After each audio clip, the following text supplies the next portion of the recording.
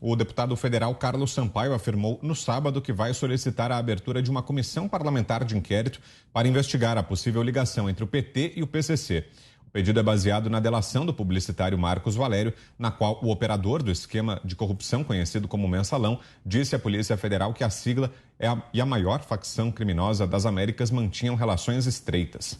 Nas redes sociais, o parlamentar afirmou que, além da delação, existem muitos outros indícios que precisam ser investigados e que o Brasil precisa de respostas. A proposta deve ser protocolada ainda hoje.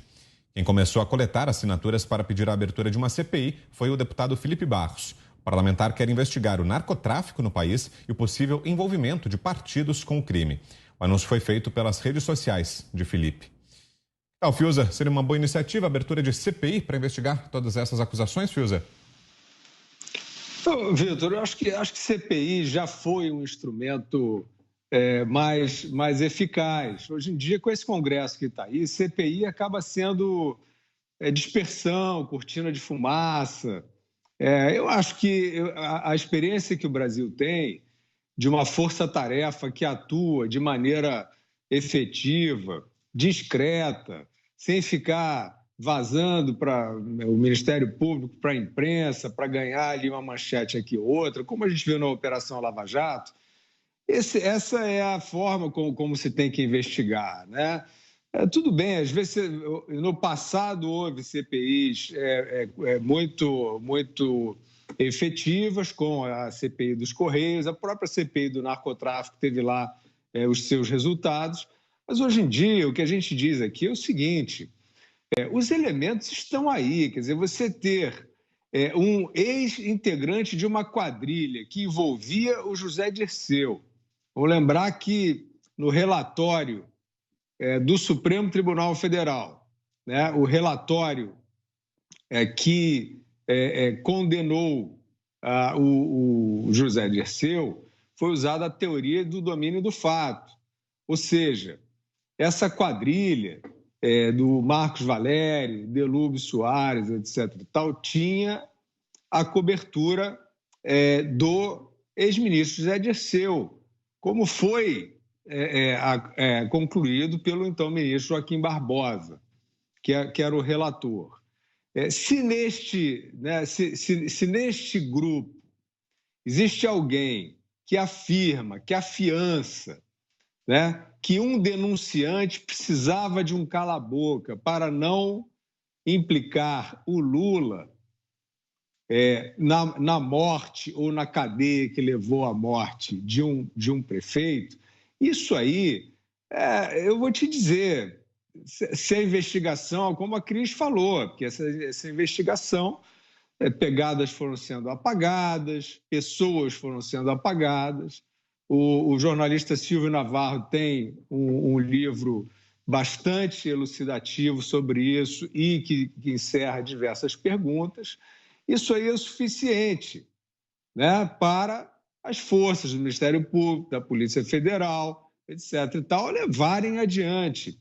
Isso não é um revanchismo contra o PT. O que a gente tem que observar do PT é o seguinte: eu nunca tive predisposição contra, inclusive já falei aqui, o primeiro governo Lula, o Lula abandonou a demagogia toda para trás e tal, botou uma boa equipe econômica e consolidou o Plano Real nos primeiros 2 anos de governo. Por mim, tudo bem. Não tem problema, não tem esse negócio de carteirinha. Se ele abandonar as carteirinhas dele e colocar uma equipe boa, está tudo bem. O Bolsonaro também, como presidente, não é aquele Bolsonaro deputado. Então, vamos nessa. Só que não foi isso que aconteceu. Depois, o governo Lula se tornou, de fato, uma quadrilha, como o Roberto Morta já expôs aí, didaticamente. Mensalão e Petrolão. Então, o que a gente tem hoje em dia não se trata de um revanchismo, de correr atrás desses personagens por raiva deles, ou porque eles foram reabilitados e o Lula é candidato a presidente de maneira inacreditável. Isso é porque o Brasil tem que decidir se ele quer ser um faroeste ou se ele quer ser uma nação.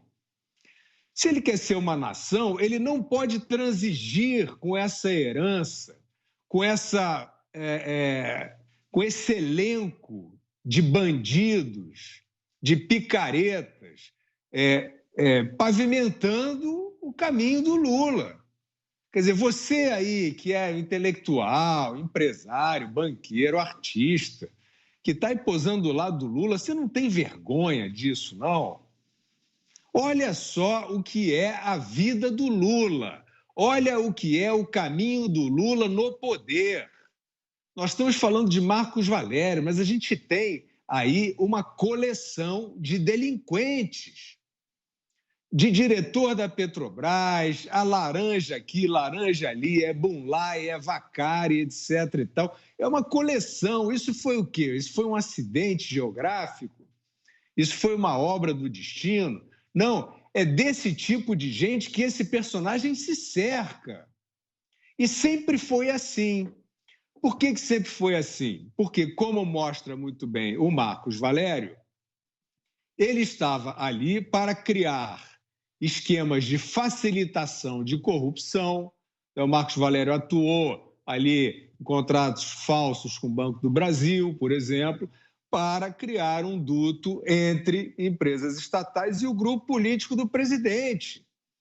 Então, isso aí é quadrilha, isso não tem outro caminho. Isso aconteceu à larga na política brasileira. Acontece que, no início das administrações petistas municipais, tinha esse negócio, entrega essa área aqui para o mafioso que toma conta ali, divide aí com o partido, não sei o quê, a gente tira um dinheiro para nós e segue o barco. Muitos achavam que era assim mesmo, né? Que não tinha como fazer política sem ter essas pequenas concessões mafiosas. Só que eles se especializaram nisso, né? O Petrolão, de fato, é um esquema mais sofisticado ainda. O Marcos Valério nem está no Petrolão. No Petrolão, eles já implicaram, os diretores da Petrobras, eles confessaram. Aí eram compras de sondas. O PAC do pré-sal era o PAC do roubo, né? Obras, projetos já pensados para o desvio do dinheiro. Isso não é brincadeira, isso não é o tal do roubo do celular, não. Isso aí é negociata grande, na qual o Lula está implicado, ele foi condenado e preso por causa dessas negociatas grandes. E é claro que aí nós temos o Marcos Valério, que é um personagem lá do início, porque, só para concluir, o Marcos Valério ele era uma espécie de upgrade dessa forma fisiológica e delinquente de ocupação do Estado, porque antes tinha o Valdomiro, tinham personagens mais casca grossa. O Marcos Valério era ali, digamos, o software, né? Era aquele que tinha uma sutileza na maneira de criar os contratos, não era aquele roubo da máfia direto do lixo, do jogo do transporte, né? Por isso é que o Marcos Valério tem tanto esse conhecimento, porque ele já atuava de um jeito, digamos, mais sutil, mais sofisticado. Então, é assim, é um rastro imenso de corrupção, é um rastro imenso de ilegalidade. E a gente viu, só para entender como esses cínicos que querem fingir que o Lula é honesto, quais são os álibis, né?